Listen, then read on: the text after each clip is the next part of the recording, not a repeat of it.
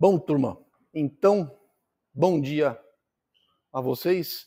Hoje nossa homenagem é botar até aqui ao Led Zeppelin, conforme o colega pediu. Então, de fato, uma banda icônica, né, para quem conheceu, para quem viveu.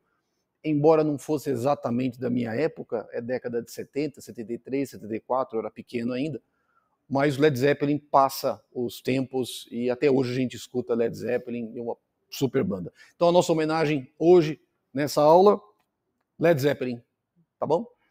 Então, o que acontece? Na última aula, eu comentei com vocês sobre aquele diagrama de solubilidade do alumínio, do ferro, como é que ambos os coagulantes eles se comportam na fase líquida. Então, a gente tem que falar um pouquinho sobre o comportamento dinâmico do processo de coagulação.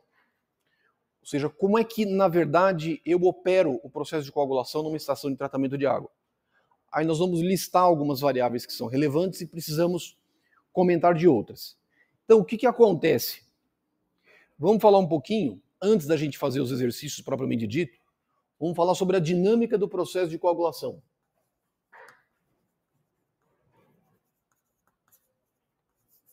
A dinâmica do processo de coagulação.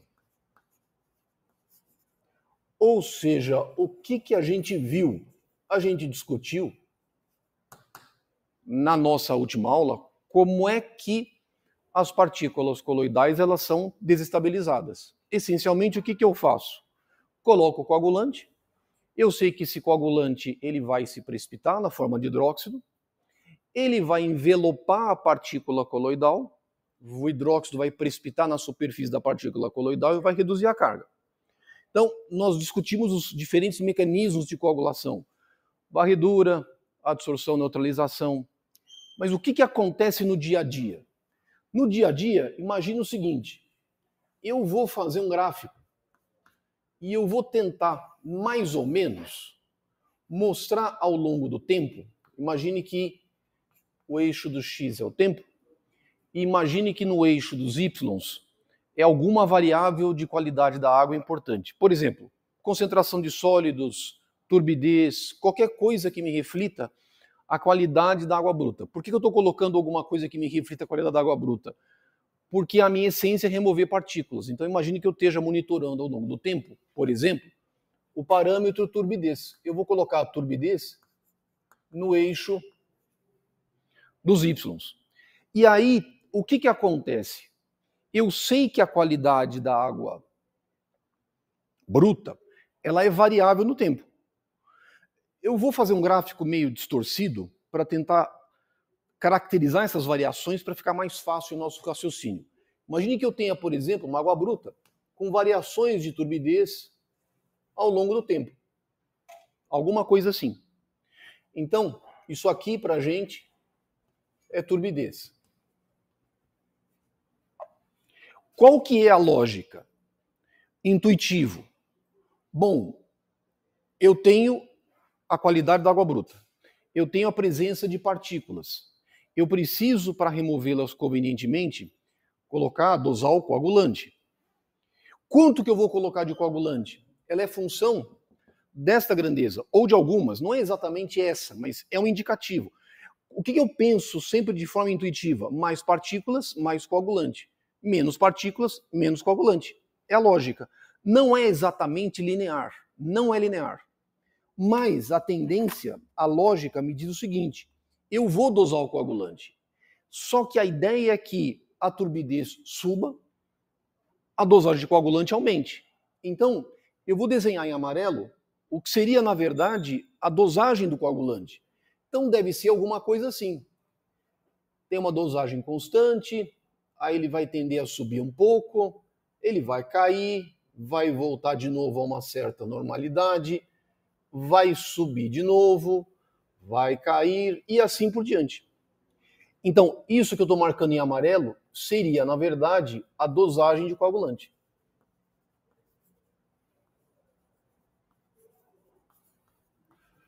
Então, qual que é o conceito, o intuitivo? Aumenta a quantidade de partículas, eu preciso colocar mais coagulante. diminui a quantidade de partículas, eu coloco menos coagulante, e assim sucessivamente. Isto aqui é essencialmente um aspecto operacional da ETA.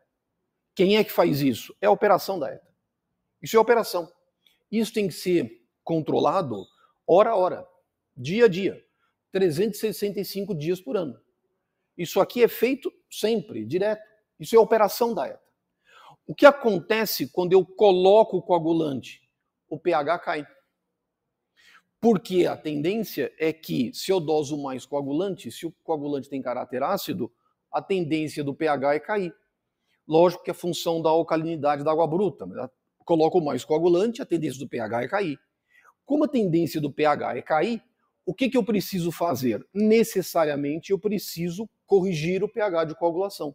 Então pode ser que em alguns momentos eu precise adicionar o meu alcalinizante, o meu pré-alcalinizante.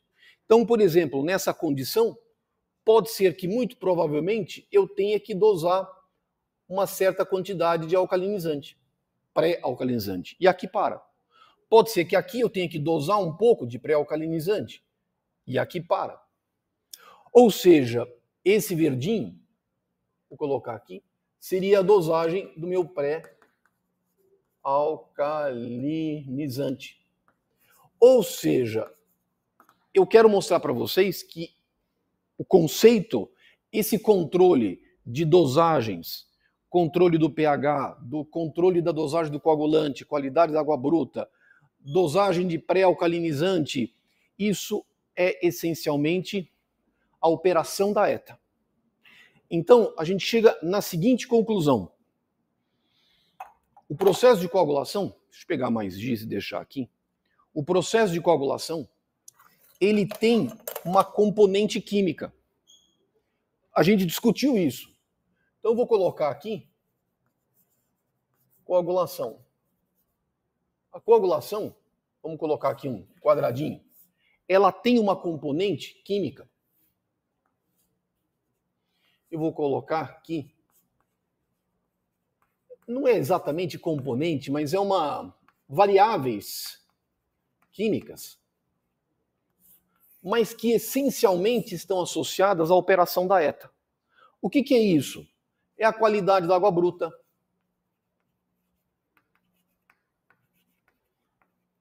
E aí, em função da qualidade da água bruta,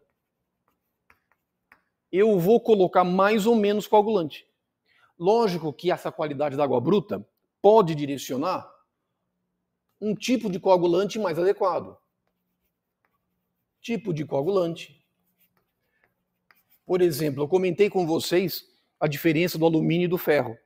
Pode ser que determinadas ETAs sintam mais confortáveis trabalhando com sol de alumínio, outras trabalhando melhor com sol de ferro. Tudo bem, não tem problema. Mas quem é que vai discutir isso? É a qualidade da água bruta. Então a qualidade da água bruta vai direcionar o tipo de coagulante que eu vou empregar, ou um ou outro. Lógico que isso aqui também está associado a questões de ordem econômica, porque certos coagulantes são mais caros que outros, então eu posso selecionar um, posso selecionar outro. Então eu tenho que aliar a parte técnica à parte econômica, a dosagem do coagulante, lógico. Por quê? Porque se eu tenho uma qualidade da água bruta com mais ou menos partículas a serem desestabilizadas, a lógica, eu doso mais coagulante ou eu doso menos coagulante. Lembrando que essa relação, embora eu tenha feito o gráfico dessa forma, não é linear. Não é linear. E isso normalmente é a operação da ETA que ajusta, mediante ensaios. E lógico, né, eu também preciso acertar o pH de coagulação. O pH de coagulação é uma variável importantíssima, conforme a gente viu. Por isso que eu preciso acertar, eventualmente, uma dosagem do meu pré-alcalinizante, para tentar manter o pH dentro de uma faixa considerada adequada, ótima para o processo. Tá bom? Bom, mas isso é uma componente química. Agora está faltando uma outra componente. É a componente hidrodinâmica. Componente hidrodinâmica. É aí que entra agora componente hidrodinâmica. É aqui, na verdade, que a gente precisa conversar. Porque o que acontece? A gente discutiu bem esses componentes químicos. Mostramos o diagrama de coagulação, como que o coagulante se comporta. Mas como é que eu vou pegar o coagulante e vou misturá-lo de forma adequada na fase líquida? Lembra que na semana passada eu trouxe aqui um pequeno frasco, lembra? E eu simulei o processo de tratamento. E aí o que eu fiz com o frasco? Eu coloquei o coagulante e ajeitei. Eu disse, olha, isso aqui é a coagulação. Isso aqui é a mistura rápida. Acabou. Mas eu tenho que definir um critério para saber se essa mistura do coagulante é adequada ou não. Eu vou mostrar mais um vídeo de uma coagulação. Vou mostrar um videozinho para vocês. Vocês vão observar e vão falar o seguinte, tá bom, mas como é que eu sei que esse processo de coagulação é bom? Eu não posso ficar simplesmente no critério subjetivo. Eu olho e digo, nossa, essa mistura rápida é boa. Ou eu olho para aquela lá, não, essa mistura rápida não é boa. Eu não posso ter esse critério subjetivo, eu tenho que ter um critério. Ainda que seja um critério com algumas limitações e falhas, eu preciso de um critério. Depois eu vou comentar com vocês essas limitações na hora que a gente for fazer a demonstração desse parâmetro. Tá certo? Então vamos ver, por exemplo, uma mistura rápida. Deixa eu mostrar uma aqui para vocês. Deixa eu pegar uma aqui.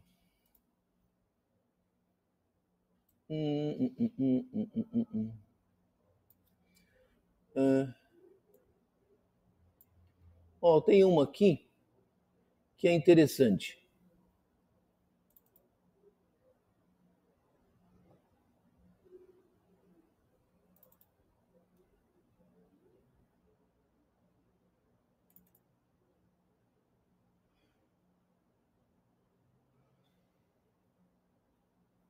Deixa eu abaixar um pouquinho e aí deixa eu mostrar para vocês.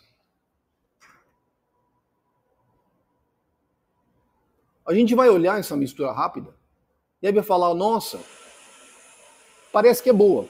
Eu já vou acertar o som lá, peraí.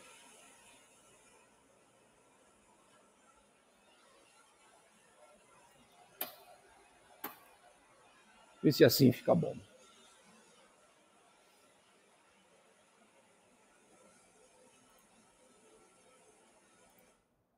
Deixa eu voltar de novo.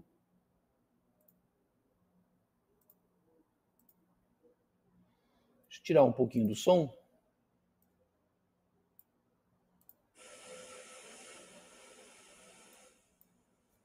Isso que vocês estão vendo é uma mistura rápida. Eu tenho um vertedor plano, eu tenho água bruta sendo aduzida, ela passa por esse vertedor plano e o coagulante é aplicado ali em cima, naquele difusor aéreo, em cima da crista do vertedor. Isso aqui é a mistura rápida. Você olha e fala, nossa, parece que é uma boa mistura rápida. Aqui você tem a qualidade, aqui água coagulada. E veja que é uma água bruta com uma concentração significativa de sólidos. A turbidez é alta. Você olha o vídeo, olha a mistura rápida e fala, nossa, parece que é uma mistura rápida boa.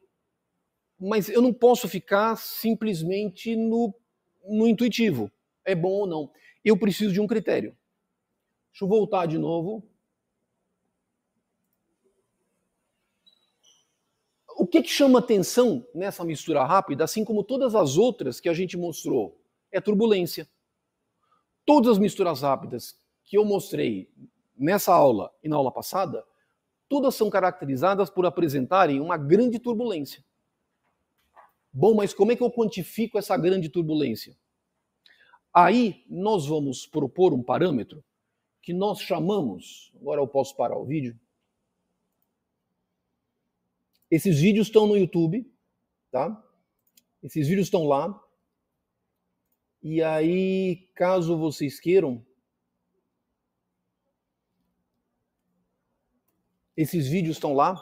E aí, caso vocês queiram, vocês podem assistir lá. Como essa aula, como todas essas aulas estão sendo gravadas, eu vou colocar no link, vou colocar na descrição do vídeo o link para vocês terem acesso a essa mistura rápida, caso vocês queiram ver de novo.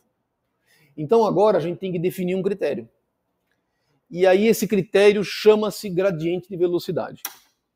O nome assusta, porque todo mundo tem medo.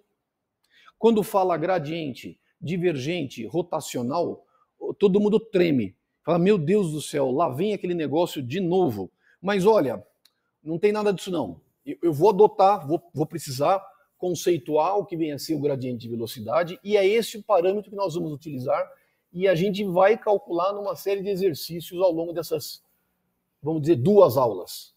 Então, o que vocês entendem por gradiente de velocidade?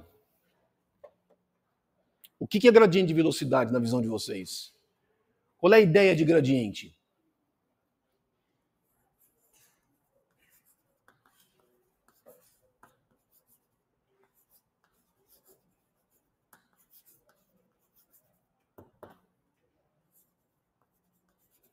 Conceito. O que é o gradiente de velocidade?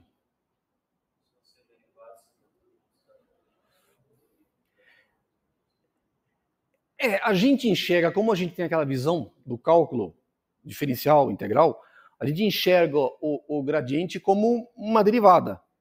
Então lembra lá, então eu tenho uma função f, então delta f, delta x, mas na direção de y, delta f, delta y, delta f, delta z na direção de z, e isso é o conceito do gradiente. O gradiente pega um escalar, gera um vetor. Bom, mas vamos pensar mais simples. Vamos imaginar o seguinte. Gradiente é uma diferença de velocidade no espaço. Então imagina o seguinte, eu vou admitir um escoamento, vou desenhar aqui o meu campo de velocidades e vou admitir que esse campo de velocidades ele é uniforme. Não existe um campo de velocidades uniforme, mas eu vou admitir que seja uniforme, para a gente entender a física do negócio. Imagine que aqui em cima eu tenho uma velocidade V2, imagine que aqui embaixo eu tenho uma velocidade V1, e imagine que este campo de velocidades tem aqui um certo ΔY. O que significa isso? Significa que todos os pontos ao longo desse ΔY têm velocidades iguais. Agora imagine o seguinte, pega essa fileira aqui. Vamos dizer que ela vai andar para cá com uma velocidade de 1 metro por segundo. Pega essa fileira aqui e eu vou dizer, olha, o pessoal vai andar daqui para cá com 1 metro por segundo. Pego essa fileira e ela vai andar daqui para cá com 1 metro por segundo. Pergunta, vocês que estão nessa fileira, vão se encontrar com vocês que estão nessa fileira? E vão se encontrar com vocês que estão nessa fileira?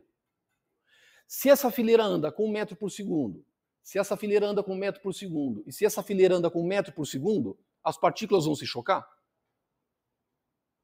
Não tem como elas se chocarem. Porque se eu ando com 1 metro por segundo e alguém vem atrás de mim andando com 1 metro por segundo, nós não nos chocamos. Então, não tem como as partículas se encontrarem nesse tipo de situação. O que eu defino como sendo gradiente de velocidade? Eu vou indicar o gradiente de velocidade pela letra G maiúscula. De gradiente.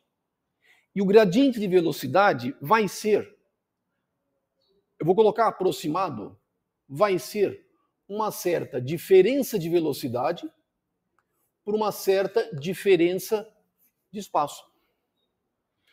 Essencialmente é isso. Só isso. Mas veja só, importante, gradiente tem unidade. Sistema internacional, qual que é a unidade de velocidade? Metros por segundo. Espaço é metro. Então, gradiente tem unidade. Esse G nós chamamos de gradiente de velocidade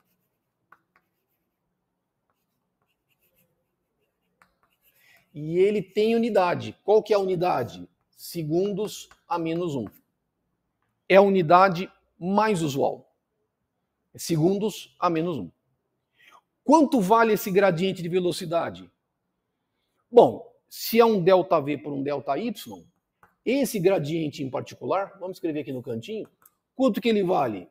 V2 menos V1 dividido por um ΔY. Mas como o V2, nesse caso, é igual a V1, quanto vale o gradiente? 0. Tudo bem? conceito tá jóia? Tranquilo? Bom, agora faz o seguinte. Não. Agora, eu tenho diferença de velocidade. Eu tenho diferença. Vamos admitir que eu tenho alguma coisa assim, ó.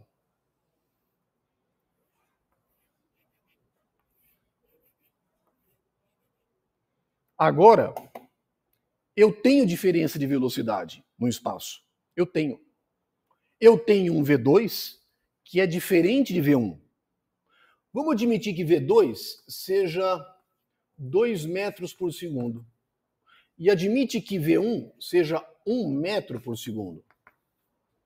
E vamos admitir que este delta Y seja igual, por exemplo, 1 metro. Ou seja, numa diferença de 1 metro de espaço, eu tenho aproximadamente 2 metros por segundo em relação a 1 metro por segundo. Ou seja, eu tenho uma diferença de velocidade de 2 menos 1, 1 metro por segundo em 1 metro. Quanto vale esse gradiente? Esse gradiente vai valer 2 menos 1, lógico, né? Metros por segundo, dividido por 1 metro. Então ele vai valer 1 segundo a menos 1. Qual que é o conceito dessa diferença de velocidade? Se a velocidade é diferente, agora existe uma probabilidade das partículas se chocarem, delas se encontrarem. Percebe? Agora existe. Não sei se ela é boa ou não, mas existe uma probabilidade das partículas se chocarem umas com as outras, porque eu tenho uma diferença de velocidade. Aí eu digo não. Não é 1 metro, não. É 1 centímetro. Imagine que agora essa diferença de velocidade, ela não acontece mais num espaço de 1 metro. É 1 centímetro. Se é 1 centímetro, quanto vale o G? 2 menos 1 metros por segundo. 1 centímetro, 10 a menos 2 metros. Agora, quanto vale o gradiente? 100 segundos a menos 1. Oi. Você tinha falado da questão da probabilidade. Tem alguma correlação que a gente possa fazer entre a probabilidade e o módulo do gradiente? Seu nome mesmo? João. João perguntou se existe uma possibilidade de alguma correlação. O módulo do gradiente e a probabilidade delas se chocarem. Então, o João perguntou se existe alguma probabilidade das partículas se chocarem em função do gradiente. Não é que exista uma probabilidade, vai existir uma tendência. Eu já vou chegar lá. Se eu não responder totalmente a pergunta, você me cobra, tá? Você me cobra, mas eu vou responder isso aí. Faz o seguinte, não é 1 centímetro, é 1 milímetro. Se é 1 milímetro, esse gradiente, agora é 2 menos 1? É. Só que agora nós temos 10 a menos 3 metros. Isso aqui é 1000 segundos a menos 1. Ora, bolas, o que significa isso? Quanto maior for esse gradiente de velocidade, observa que maior gradiente de velocidade significa uma diferença de velocidade no espaço. Significa que maior é essa diferença de velocidade no espaço. Quanto maior for esta grandeza, em tese, maior é o grau de turbulência no escoamento. Ou seja, aparentemente, maior a probabilidade das partículas se chocarem, se encontrarem. Na verdade, não é que eu quero que as partículas, no caso da mistura rápida, não é que eu quero que elas se choquem. Na verdade, eu quero dispersar o coagulante na fase líquida. As minhas partículas são as moléculas do coagulante. Eu quero que elas se dispersem de forma homogênea na fase líquida. Então, o gradiente, de uma certa forma, o gradiente está associado, direta ou indiretamente, à turbulência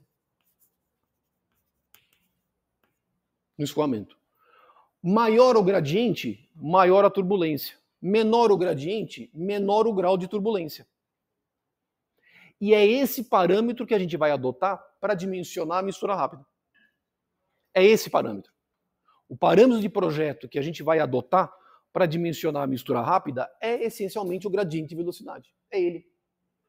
Só que a gente vai tentar estabelecer valores para o gradiente onde eu sei que esses valores vão me permitir uma boa dispersão do coagulante na fase líquida. Agora, como é que eu calculo esse gradiente de velocidade? Então agora, deixa eu fazer o seguinte. Deixa eu apagar. Tudo bem? Alguém está anotando? Apagou? Querem tirar foto? Posso pagar? O que nós vamos fazer? Preciso mostrar alguma coisinha. Eu sei que vocês não gostam de colocar, quando a gente coloca diferencial, eu vou colocar, mas isso vai desaparecer. É só para mostrar o conceito, tá? Aí nós vamos chegar numa expressão que me permite calcular o gradiente de velocidade. Para isso eu vou apagar a lousa para ficar mais fácil eu fazer a demonstração até o fim, e aí fica tudo na lousa, tá? Posso apagar? Se esse conceito está claro, agora como é que eu calculo esse negócio? Então eu vou fazer o seguinte. Eu vou postular um escoamento, gradiente de velocidade, cálculo.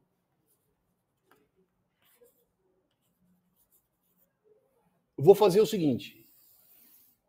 Imagina que eu tenha um elemento de fluido. Vou tentar desenhar o mais bonitinho possível. Não é lá essas coisas, mas vou tentar fazer. Imagine que eu tenha um pequeno elemento de volume, alguma coisa assim. Esse elemento de volume tem, aqui eu tenho um dx, aqui eu tenho um dz, e aqui eu tenho um dy.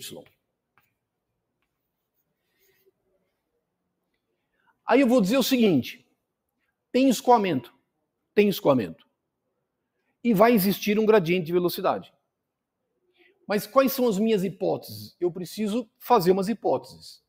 Qual que é a minha hipótese primeira? O escoamento é unidimensional.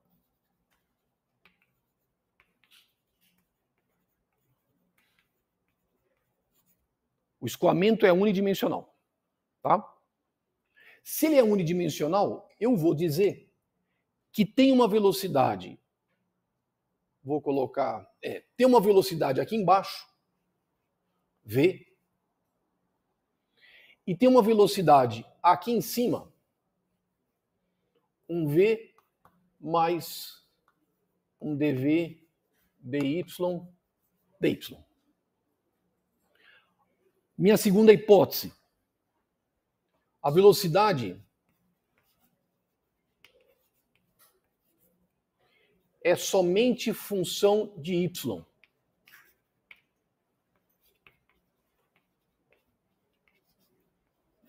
Ou seja, eu posso escrever velocidade como sendo v de y. Então lembra lá do cálculo. Se a minha variável ela é função somente de uma variável, como é que eu posso escrever o diferencial? É v mais dv dy dy. Ah, mas se tivesse outra variável, v mais dv dy dy mais v delta v delta x dx e assim por diante. Mas só tem uma. Significa o seguinte, aqui tem 2 metros por segundo e aqui tem 1. Entenda dessa forma, tá certo? Aqui tem 2 e aqui tem 1. E aqui tem uma distância. Apenas isso, tá joia? O que eu vou fazer? Eu preciso arrumar um jeito de calcular esse gradiente de velocidade.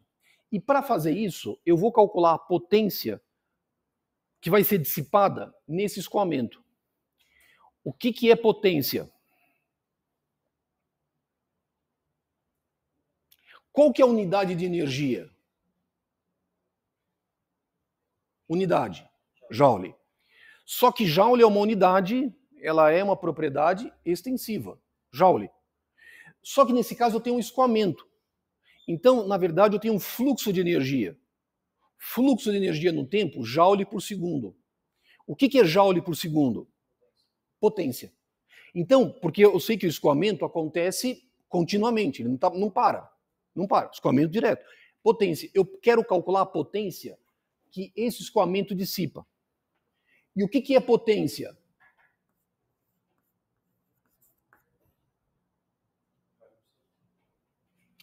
Tudo bem, isso aqui é joule por segundo. Tá, mas como é que eu posso calcular a potência? É uma força por uma velocidade. Trabalho não é energia? O que é trabalho? Não é força por distância? Na hora que eu pego essa distância, força por distância, e divido por um delta T, isso não vai aparecer joules por segundo? Só que distância por tempo é velocidade. Então, como é que eu posso calcular potência? Potência é uma força por uma velocidade. Certo? Olha que baba. Mas isso aqui é um elemento de volume, não é? Então, eu não posso escrever potência assim, eu escrevo D potência. É uma potência pequenininha. Só que essa potência dissipada é uma força por uma velocidade. Eu vou deixar a força aqui, depois eu já vou fazer as minhas eliminações. Qual que é a primeira velocidade que eu tenho? Eu tenho uma velocidade aqui na face superior desse cubo. Essa velocidade, ela está na face superior do cubo, ou seja, nessa face aqui, dz dx. dz dx.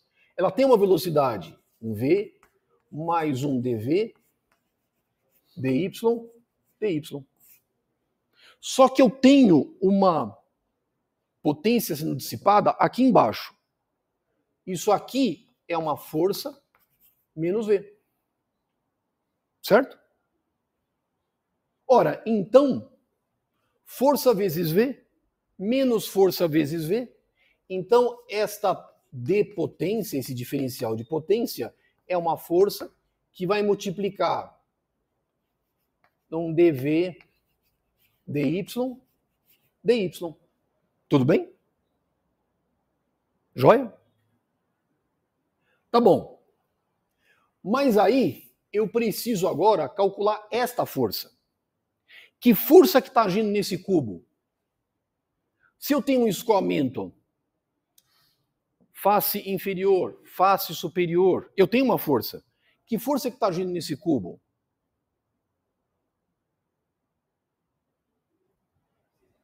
Cisalhamento. O que é força de cisalhamento? Ou melhor, né? O que é tensão de cisalhamento? É uma força por uma área. Concorda? Então, eu vou substituir esta força por uma tensão de cisalhamento. Isso aqui, na verdade, essa força é uma tensão de cisalhamento vezes a área. Vou reescrever isso aqui. Então, eu posso escrever que se D potência é igual a uma força. O que é esta força? É uma tensão de cisalhamento vezes uma área. Que área? Um dA. Vezes aquele dV, dy, dy. O que é essa área? Essa área é dz dx. Concorda? Porque é a área superior aqui do cubinho. Então, esta área, ela é, na verdade, vou colocar aqui, vamos continuar, vamos escrevendo aqui no cantinho, este D potência, ela é uma tensão de cisalhamento, vezes este dV, dy, e vai aparecer aqui um dx, dy, dz.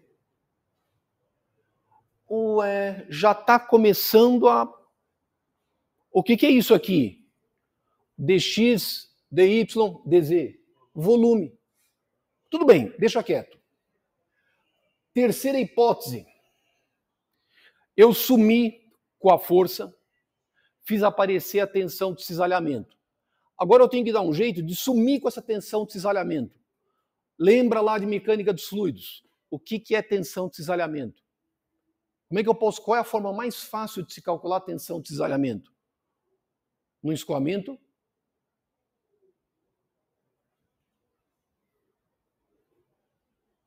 Lembra? Hipótese. Eu vou admitir escoamento laminar. Minha terceira hipótese. Se o escoamento é laminar, essa tensão de cisalhamento, o que ela é mesmo? É mi dv dy. Lembra? O que é o μ? Coeficiente de viscosidade dinâmica do fluido, vezes um dv dy. Essa expressão é válida para escoamento laminar. Eu vou admitir que meu escoamento é laminar. E aí, olha que interessante. Esta potência, agora eu vou sumir com a tensão de cisalhamento. Ela é μ dv dy, que vai multiplicar por um outro dv dy.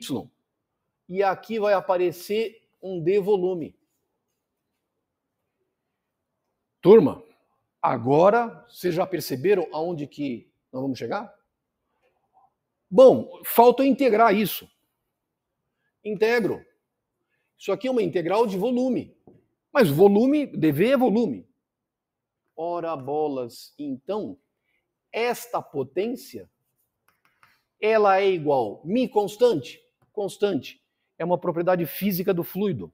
É o coeficiente de viscosidade dinâmica do fluido. Para a água, é 1 vezes 10 a menos 3 para a temperatura 20 graus Celsius. μ está fora. Vai aparecer aqui um dv dy ao quadrado. E aqui o meu volume. O que é dv dy? O que é dv dy? Para não ter dúvidas, dv dy, vou colocar ao quadrado, volume. O que é o dv dy mesmo? Não. dv dy é o gradiente de velocidade, é o g. Esse treco, esse dv dy, é o gradiente de velocidade, é o g. É o g. Então, eu posso escrever essa expressão como sendo potência igual a μ, g ao quadrado, volume.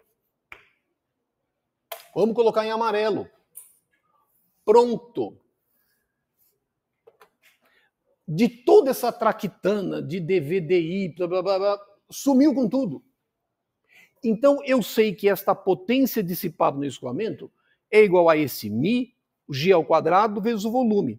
Ou seja, se você rearranjar, o que é o g? É a potência dissipada por unidade de volume. É assim que a gente calcula o g. Pronto. Agora, o que acontece? Tudo bem. Tá ótimo. Eu consigo calcular o g. Dá para calcular. Agora eu tenho uma expressão muito mais simples. O que ela é? Ela é uma potência dissipada numa certa unidade de volume. Vem a pergunta, mas como é que eu vou calcular essa potência? E aí vamos fazer uns comentários acerca desses pontos aqui. Essa expressãozinha, ela foi proposta em 1958. Ela foi proposta por um pesquisador, profissionais da área de saneamento, chamado Kemp e Stein. Isso aqui foi proposto em 58. Aí você vai dizer, mas espera um pouquinho. A gente falou que o escoamento aqui é unidimensional. Eu não tenho escoamento unidimensional. Meu escoamento nunca é unidimensional. Mas foi feita a hipótese de escoamento unidimensional. Mas nós não temos. É, verdade. A gente admitiu que essa velocidade aqui ela é somente função do y. Mas não é. Lógico que não. A velocidade é função de x, y, z e t. Não é possível que a velocidade seja somente função de y. Não dá. Pior de todas, a gente admitiu que o escoamento é laminar. Os nossos escoamentos nunca são laminares. Em saneamento, em natureza, os nossos escoamentos são sempre turbulentos. Então, todas as hipóteses são furadas. E como é que a gente continua, como é que a gente usa esse parâmetro? Aí vem o conceito. Ele foi proposto em 1958, por aí. E esse parâmetro nos permite avaliar o grau de mistura, a intensidade de turbulência no escoamento. Só que ao longo do tempo, de 58 para cá, a gente foi construindo uma série de valores de gradientes de velocidade que nos dizem se a mistura é boa ou não. O parâmetro tem uma série de furos. Tem uma série de equívocos. No entanto, as boas obras, a experimentação, a visualização das obras, nos diz que, se esse valor de gradiente for, por exemplo, for menor do que 200, a mistura rápida não é boa. Ou se for maior do que 1000, a mistura rápida é boa. Ou seja, apesar das limitações desse parâmetro gradiente de velocidade, é o parâmetro que a gente tem adotado até hoje para dimensionamento de unidades de misturas rápidas. E os valores de projeto foram consagrados observando-se na prática diferentes misturas rápidas, as suas boas e más performances, e a gente foi criando valores dados. Então, o que eu quero quando eu vou projetar uma mistura rápida? Agora eu posso apagar aqui. O que eu quero? Essencialmente, o que eu quero? Eu preciso dizer, bom, mas qual que é o valor que é bom? Qual que é o valor que é bom? Quanto que eu adoto? Como é que eu faço? Como é que eu faço isso? Então, vou colocar aqui parâmetros de projeto. Muito simples. E aí a gente pode começar a fazer umas contas. Vou colocar aqui parâmetros de projeto.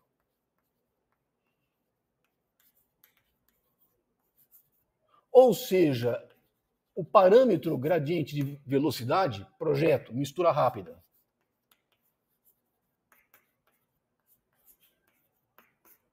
O parâmetro gradiente de velocidade tem uma série de limitações, mas a gente usa ele até hoje. Mais do que isso para a gente é super legal, porque esse mesmo parâmetro gradiente de velocidade a gente vai usar quando a gente for estudar floculação. O parâmetro é o mesmo, apenas vão mudar os valores. Então, o que a gente adota? Mistura rápida. Qual que é vamos dizer, a condição ótima? Gradiente de velocidade maior ou igual a 1000 segundos a menos 1. Isso é um valor excelente.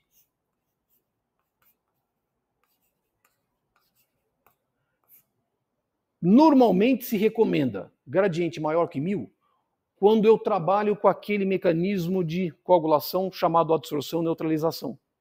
Quando aquelas espécies monoméricas, poliméricas, com carga positiva, tem que absorver na superfície da partícula coloidal. Se eu tiver um gradiente maior do que 1000, é excelente.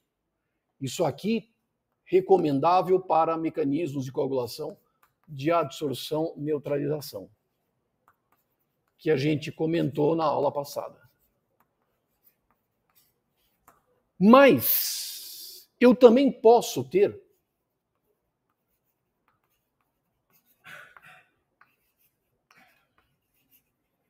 gradiente de velocidade maior ou igual a 300 segundos a menos 1. É bom, é ótimo. Eu posso adotar esse valor de gradiente maior do que 300 segundos a menos 1 toda vez que eu estiver trabalhando no mecanismo de varredura. Lembrando, etas convencionais, ciclo completo, tem decantador. O mecanismo de coagulação preferencial é por varredura. Então, se eu conseguir atingir valores de gradiente maiores do que 300 segundos a menos 1, já é uma mistura rápida adequada, já é uma mistura rápida satisfatória. Esses são os meus parâmetros de projeto. E aí nós vamos ver nas obras 2 tipos de misturas rápidas. Eu vou falar muito em uma hoje. Vou falar um pouquinho... Bom, mas vamos lá. Nós temos 2 tipos de misturas rápidas.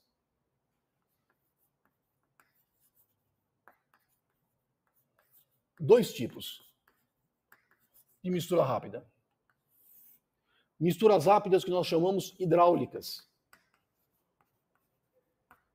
Hidráulicas. É um tipo de mistura rápida. Por que a gente chama de hidráulica? Porque não tem nenhum tipo de dispositivo mecanizado. E nós temos misturas rápidas que são mecanizadas. Nós temos 2 tipos de misturas rápidas: hidráulicas e mecanizadas. Aí o que vai acontecer? Para ambas as misturas rápidas, eu vou ter que projetá-las de tal modo que eu permita um gradiente superior, por exemplo, a 300 segundos a menos 1. E aí eu vou ter que utilizar essa expressão. Como é que eu vou trabalhar essa expressão? A expressão continua sendo a mesma. Isso aqui é uma potência por unidade de volume. Apenas um cuidado. Essa expressão, ela é dimensionalmente correta. Então, eu tenho que ter muito cuidado com as unidades. Nós já vamos mostrar como é que a gente consegue fazer isso. Vamos lá.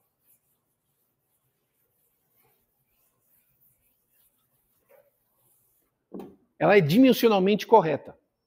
Então, o que significa isso? O G é o gradiente de velocidade. É segundos a menos 1. A potência é em watts. O volume é em metro cúbico, sistema internacional. E o coeficiente de viscosidade dinâmica do fluido, Newton por segundo por metro quadrado. Como o nosso fluido é água, a gente sabe que esse μ é da ordem de 1 vezes 10 a menos 3 newtons por segundo por metro quadrado. Essa expressão é dimensionalmente correta. Agora, vamos mostrar mais uns vídeos. Lembra o vídeo que eu mostrei para vocês aqui?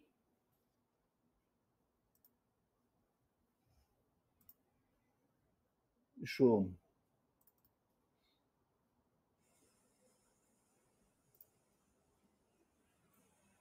Eu vou abaixar aqui. Essa mistura rápida é mecanizada ou hidráulica?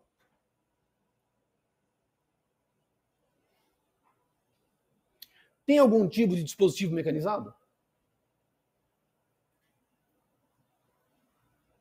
Como é que eu dissipo a energia no escoamento?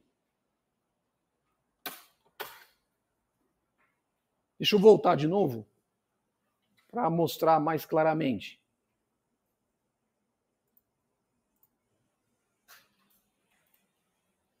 É hidráulica ou mecanizada? É hidráulica. Tem algum dispositivo mecanizado? Nenhum. Tem nada. E aonde está acontecendo essa dissipação de energia? No vertedor. Como é que eu posso calcular essa potência? Lembram? Já vamos ver. Já vamos ver. Ela vai ser função de uma coisa que nós chamamos perda de carga. Eita, olha a hidráulica aí de novo. Perda de carga. É uma mistura rápida? Hidráulica. Vamos ver outra.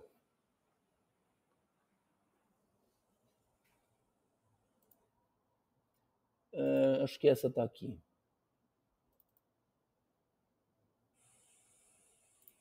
Essa mistura rápida, hidráulica ou mecanizada?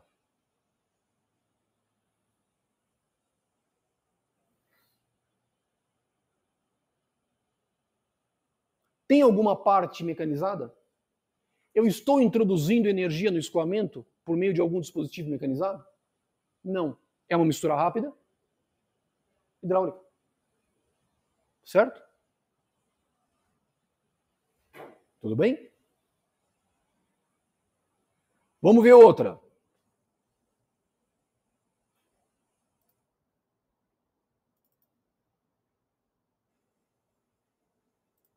Essa mistura rápida, hidráulica ou mecanizada?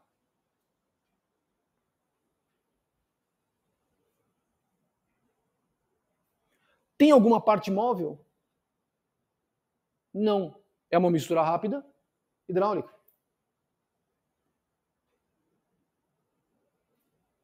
Mas em todas elas, se vocês perceberem bem, primeiro, eu tenho um grau de turbulência que é significativo. Por que eu tenho um grau de turbulência alto? Porque eu quero dispersar o coagulante na fase líquida.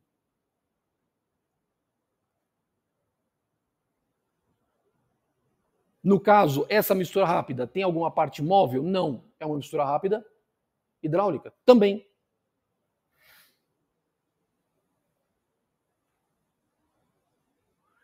Para não dar confusão, vamos trabalhar com essas misturas rápidas hidráulicas? Depois eu mostro a outra opção, que são as mecanizadas. Tá? Alguma dúvida? Vamos fazer umas contas? Oi. Como você calcula o gradiente um mecanismo assim? Porque teoricamente você não poderia usar a fórmula, poderia. Não, eu vou usar. É que, na verdade, eu vou adaptá-la para a condição que eu tenho. Mas eu vou usar. Vamos ver? Vamos ver? Vamos lá. Deixa eu parar o vídeo.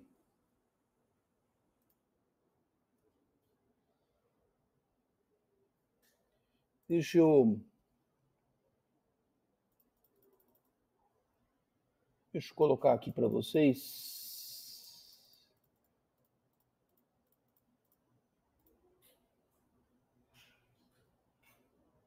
Tá bom. Vamos ver se fica bom. O que acontece?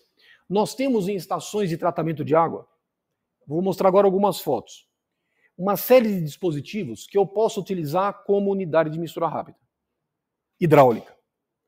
Quais são? Calha Partial, vertedor retangular, malha difusora, injetor, tudo que me permita dissipação de energia no escoamento. Tudo que me permitir, de alguma forma, dissipação de energia do escoamento é uma mistura rápida do tipo hidráulica. Olha uma mistura rápida hidráulica. Isso aqui é um vertedor plano. Água bruta chega na estação, tem um vertedor plano e eu estou aplicando o coagulante aqui em cima. Olha o grau de turbulência, como ele é significativo. Onde está acontecendo a mistura rápida? Aqui. É um dispositivo hidráulico. Uma outra vista. O coagulante é dosado aqui. Aqui. Olha a mistura rápida que a gente viu. Eta-Guaraú. Mistura rápida hidráulica. Também está aqui. Mistura rápida hidráulica. Olha o coagulante.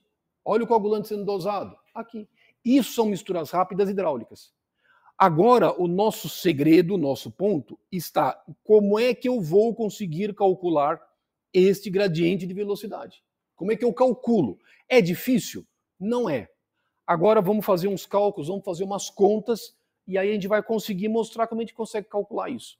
É relativamente simples, não tem dor de cabeça. O que é o ponto mais relevante hoje? É vocês entenderem esse conceito. Entender o conceito, matou. Agora, como é que eu posso fazer essa mistura rápida? Vamos fazer umas contas.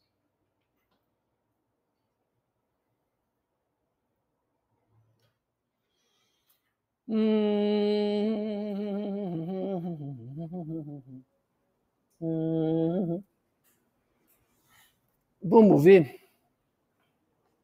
Vamos apagar aqui. Então tá bom. Vamos fazer umas contas para a gente conseguir ver como é que a gente consegue trabalhar com essas expressões.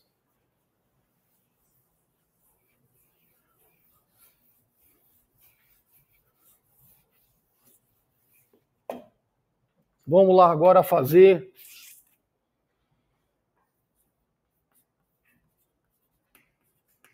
exercício 1.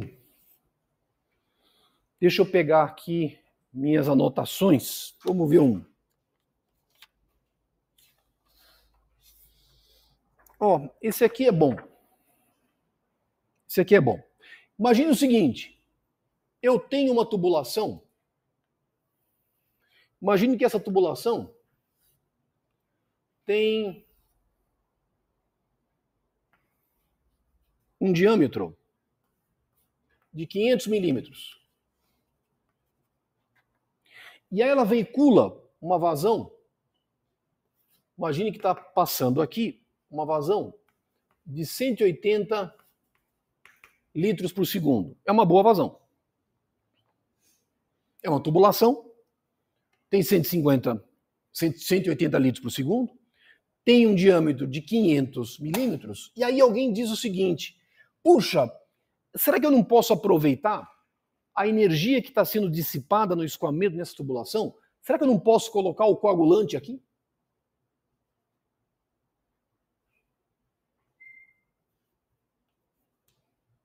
Será que eu não posso colocar o coagulante?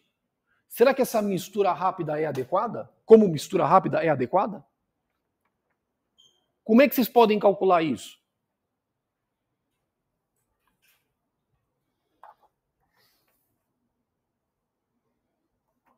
Deixa eu só usar aqui uma outra folhinha. Como é que eu posso calcular gradiente? Vamos agora trabalhar a expressão. O que é o gradiente mesmo?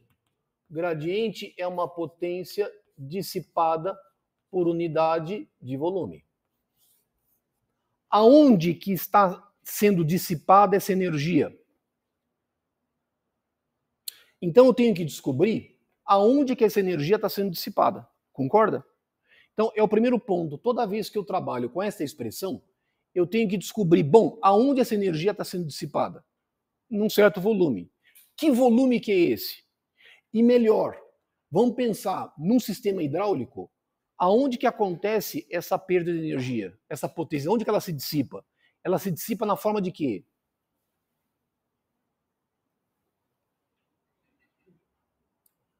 Todo escoamento acontece graças à existência de uma perda de carga, uma perda de energia. Aonde que vai acontecer essa dissipação de potência? Por meio de perda de carga. Num sistema hidráulico, como é que eu posso calcular essa potência num sistema hidráulico? Isso aqui é ρ, G, Q, vezes uma perda de carga. Isso aqui é válido para sistemas hidráulicos. Isso aí, lembrem de mecânica dos fluidos, ou fenômenos de transporte. Fenômenos de transporte, não sei como é que hoje chama, antigamente era mecânica dos fluidos. Mecânica dos fluidos. Todo o sistema hidráulico, como é que acontece essa dissipação de potência por meio de uma perda de carga? Essa expressão é dimensionalmente correta. Massa específica, aceleração da gravidade, vazão, perda de carga.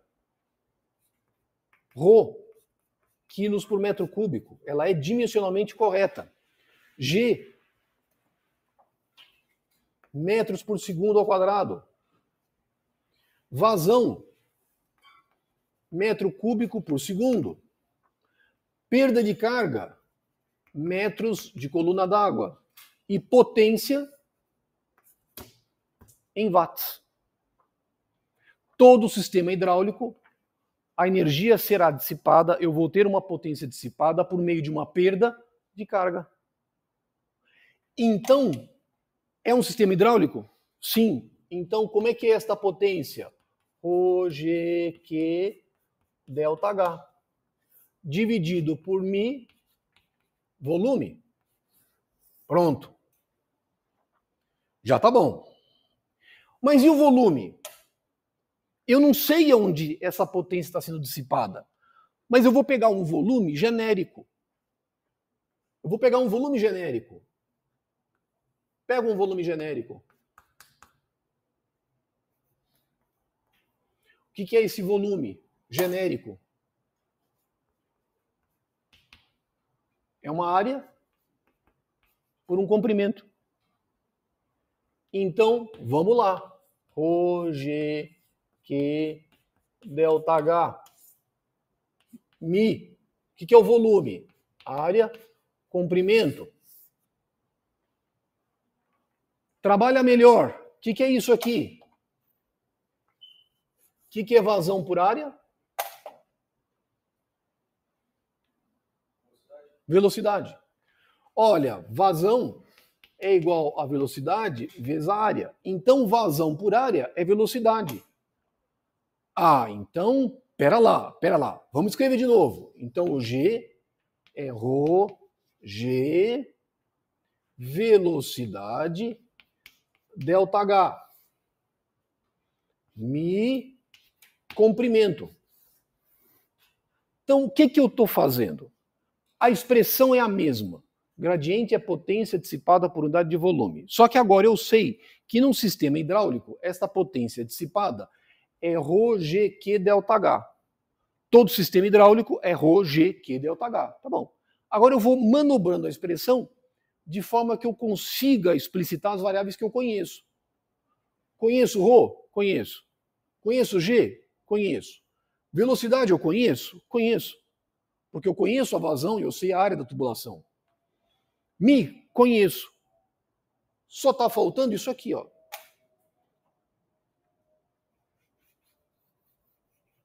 O que é esse ΔH sobre L? Identifica. A energia está sendo perdida no escoamento. Que tipo de energia está sendo perdida? Na forma do quê? Perda de carga, perda de carga distribuída. Não é uma tubulação contínua, linear? Como é que eu posso calcular a perda de carga distribuída? Fórmula universal de perda de carga. Parênteses. ΔH, F, L sobre D, V ao quadrado sobre 2G. Por que eu posso usar essa expressão? Isso aqui, fórmula universal.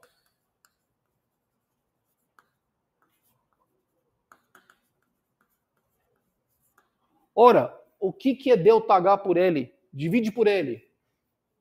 Divide por L. Isso aqui não é perda de carga unitária? ΔH por L, ΔH por L. F, D, V ao quadrado 2G. Oh, caramba! Então, para esse caso particular, isso aqui pode ser escrito desta forma. Vou escrever aqui. ρGV-mi. Vou escrever os outros termos. F, V ao quadrado. Me corrijam se eu não esquecer nada. 2G. Vamos manobrar um pouquinho melhor. Vamos escrever. Rho está aqui. G está aqui. Fator de atrito está aqui. Lembra que esse F é fator de atrito. Vou juntar os V's. V ao cubo. 2. Opa, G com G vai embora, né? Deixa o G aqui. G com G vai embora. G com G vai embora. 2, mi, D. Rho, F, P ao cubo. Pronto. Agora eu tenho tudo. E eu posso calcular o meu gradiente de velocidade. O Rho eu tenho. Fator de atrito eu consigo calcular. Velocidade eu tenho. 2μd também tenho. Tenho tudo. Lembrando, o que é a velocidade? É vazão pela área. No nosso caso, quanto que é a vazão? 18 metros cúbicos por segundo. 0,18. Quanto que é a área? Π, d ao quadrado, sobre 4. 4 vezes. Se você fizer essa conta, esta velocidade, vou colocar direto. Essa velocidade, se você fizer a conta, vai dar 0,917 metros por segundo. É uma velocidade típica em adutoras de água bruta. 0,8 até 1,5 metros por segundo. É típico. Então eu tenho uma velocidade de 0,917 metros por segundo. O V eu conheço. E o fator de atrito? O fator de atrito tem que calcular. Mecânica dos fluidos. Existem expressões que nos permitem calcular o fator de atrito. Ele vai ficar na faixa de 0,012 a 0,018, valor típico. Eu calculei, vou colocar aqui o valor para vocês, ele é 0,0157. Bom, então quanto dá esse gradiente de velocidade? Eu não vou colocar as unidades, senão vai ficar uma coisa muito longa. Eu adotei massa específica da água, quanto vale? Chutão. É típico. Quanto vale? Quanto vale? Massa específica da água. Tem que estar na ponta da língua. O quê?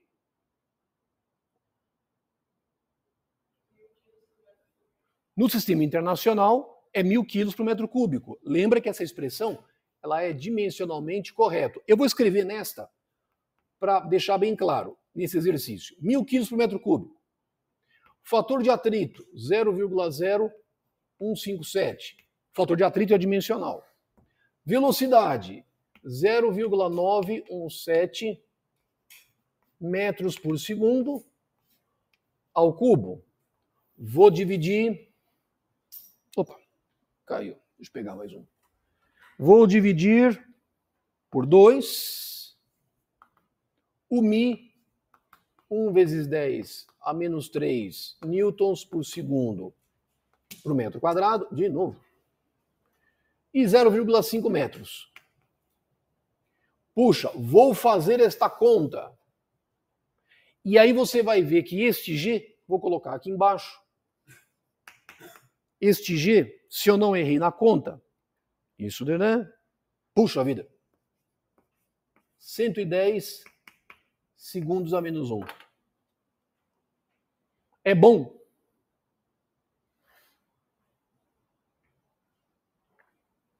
É um valor de gradiente adequado, razoável?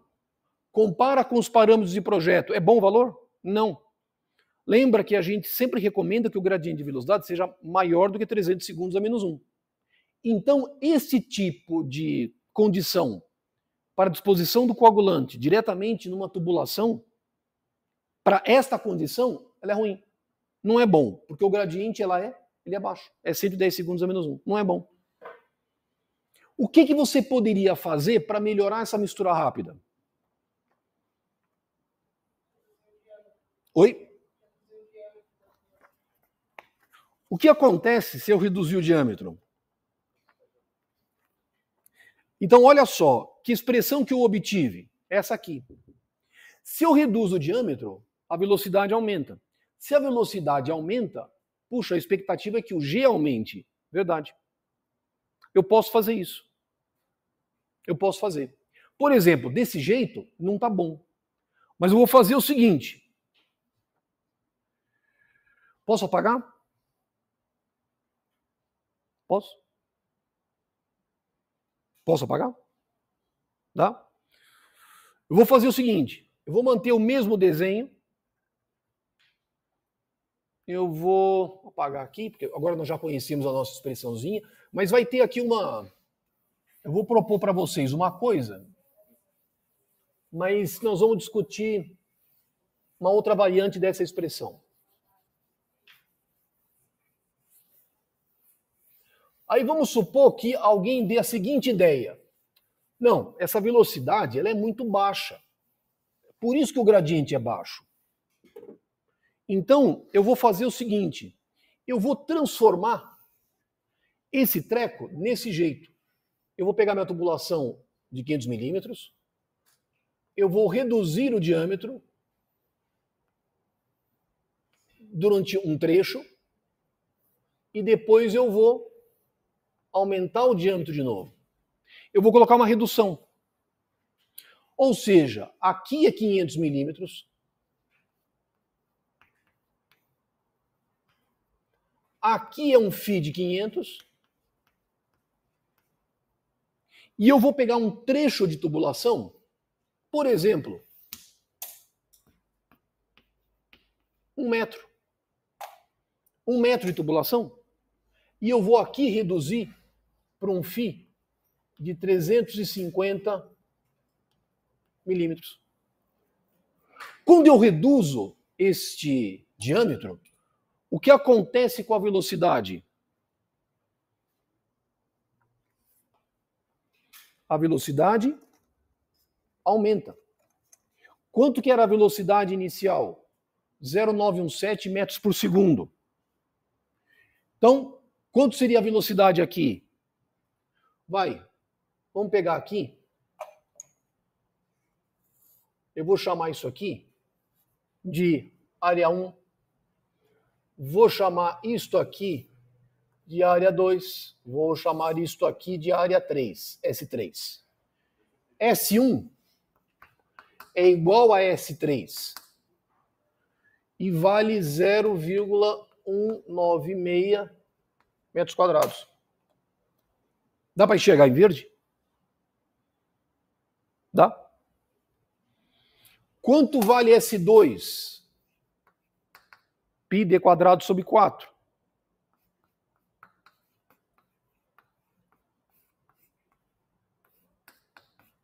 Isso aqui é menor. Vai dar 0,096 metros quadrados. Então, o que acontece? Quanto que é V1? Que é igual a V3? É 0,917 metros por segundo. Porque eu já calculei anteriormente. E quanto vai ser V2? Porque a vazão é a mesma. V2... Então, olha aqui, ó, 1,87 metros por segundo. Lógico, a velocidade é muito maior. É muito maior, é o dobro, porque o diâmetro diminuiu.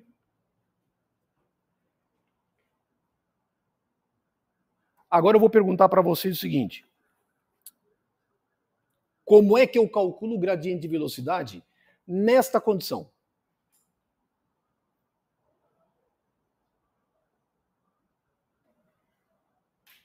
Como é que eu posso fazer? Lembrem dos fundamentos que vocês tiveram lá em mecânica dos fluidos. Lembrando, o que é o gradiente mesmo? É uma potência dissipada por unidade de volume. Tranquilo. É um sistema hidráulico? Sim. Como é que eu calculo esta potência? Essa potência é calculada como ρ, g, q, ΔH. Pronto. O que eu preciso saber aqui? Conheço o ρ? Conheço. Conheço o g? Conheço. Conheço a vazão? Conheço. Aonde eu tenho perda de carga?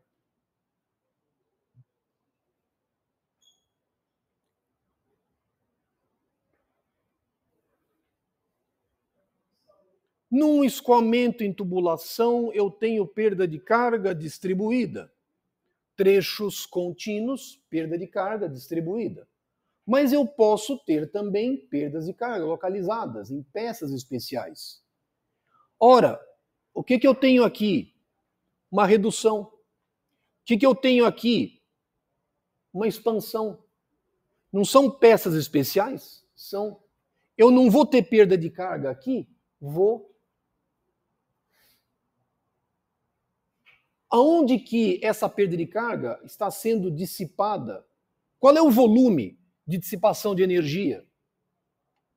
Que volume você pode adotar? Bom, se essa peça tem 1 metro, então eu posso adotar este volume. Quer dizer, quando eu digo esse volume.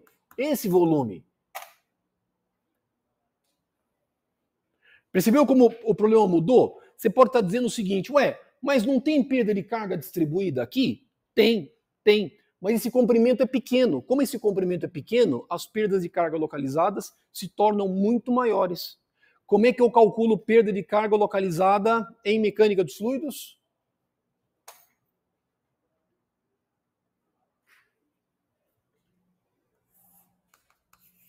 Hidráulica, perda de carga localizada é um K. Um termo cinético dividido por 2G. Esse K, ele é característico da peça. Válvula de gaveta, válvula borboleta, expansão, contração.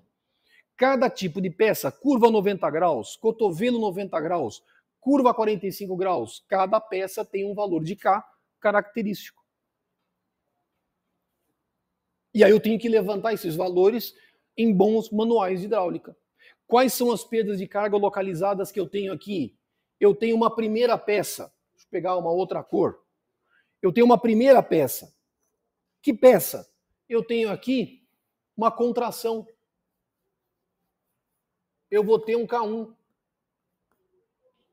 Eu tenho aqui uma expansão. Eu vou ter um K2. Eu vou lá nos meus manuais de hidráulica e eu sei que K1, uma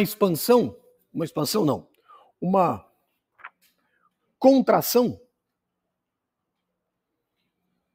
é um K da ordem de 0,3. Uma expansão aproximadamente igual a 0,4. Os Ks eu conheço. Toda vez que eu tenho perda de carga, toda vez que eu calculo perda de carga localizada, em sistemas aonde eu tenho alteração de velocidade, normalmente o cálculo da perda de carga está sempre associado ao trecho de maior velocidade. Aonde eu tenho a maior velocidade? Aqui no trecho 2, no S2, o V2, 1,87 metros por segundo. Se vocês olharem os manuais de hidráulica, aparece lá, quando houver redução de vazão, quando houver redução de velocidade, modificação de velocidade, normalmente o K está associado ao trecho de maior velocidade. Então, como é que eu calculo então essa perda de carga? Ela é uma somatória desses Ks, vezes uma velocidade ao quadrado. Que velocidade que é a maior? É o V2.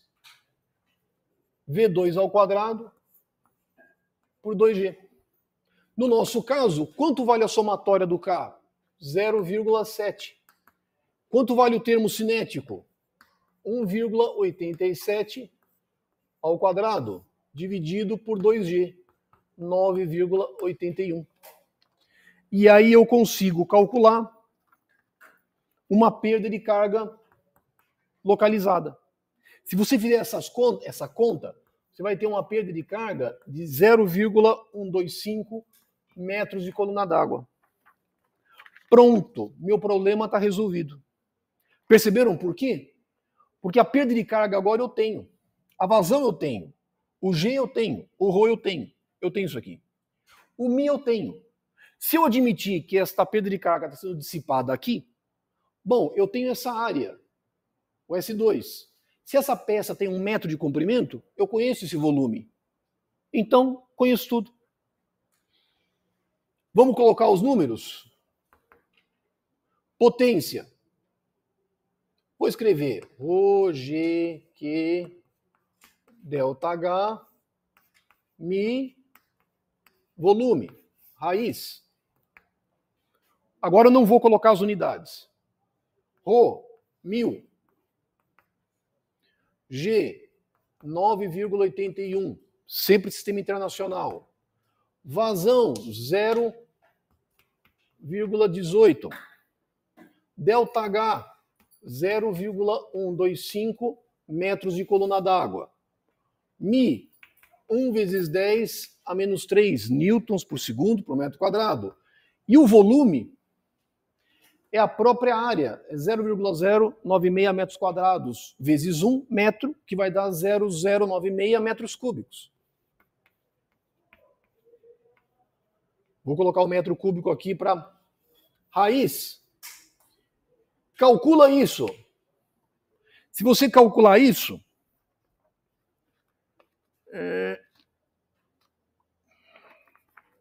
a minha continha, olha, não faltou nada, 1.515 segundos a menos 1. Melhorou? Melhorou? Não está bom agora? Ora, eu quero trabalhar com gradiente superior a 300 segundos a menos 1. Antes eu tinha um valor muito baixo. Quanto que eu tinha mesmo? Era 100 e alguma coisa. Ruim. Eu fiz uma redução no diâmetro. Comprimento pequeno. Aumentei a velocidade. Acrescentei perda de carga. Quer dizer, não é uma perda de carga significativa. É 12,5 centímetros, 0,125 metros. Mas ela é o suficiente para garantir um gradiente de velocidade de 1.500 segundos a menos 1. E aí, lógico, o coagulante, onde que eu vou dosar? Eu vou dosar aqui.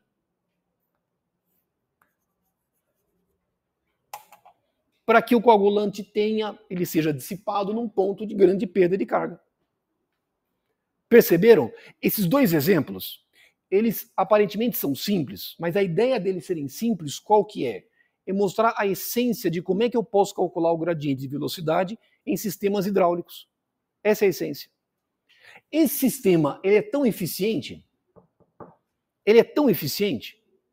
que a gente tem, na verdade, peças especiais e são adequadas para pequenas, para médias instalações, que nós chamamos de misturador estático. Eu compro uma peça no mercado, eu instalo na tubulação, E essa peça ela é projetada de tal forma a possibilitar uma perda de carga tal que me permita uma mistura excepcional de produtos químicos na fase líquida. Nós chamamos de misturadores estáticos. Eu vou mostrar para vocês umas figuras desses misturadores. Então, assim, esse conceito que eu estou adotando, estou conversando com vocês, ele não é do nada, ele existe. Deixa eu colocar aqui, está em outro...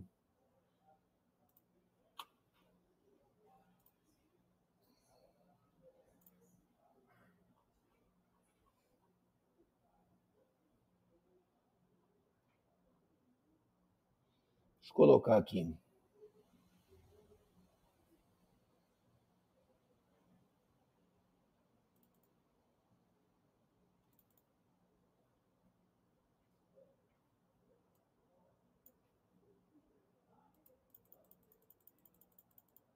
Ops.